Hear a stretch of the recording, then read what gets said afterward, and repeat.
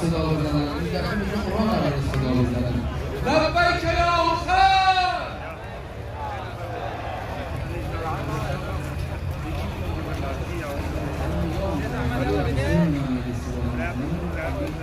نگاه کنید توجه کردن میدون جای ما چه نگاه میکنن این یکی باید شادی دل مادرشون بگیریم لبیک یا حسین.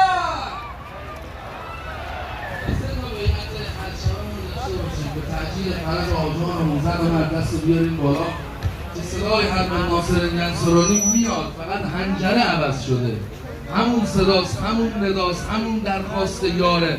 اما آقای ما بقیت الله العظم تو زمان ما داره یار میطلبه، از عالم هم داره یار میطلبه. یا چشامونو باز میکنه میبینیم اون نیجریهیه، اون پاکستانیه، اون اروپاییه جای ما رو گرفته، یا نه کنار هم داریم نوکری میکنیم. لبیک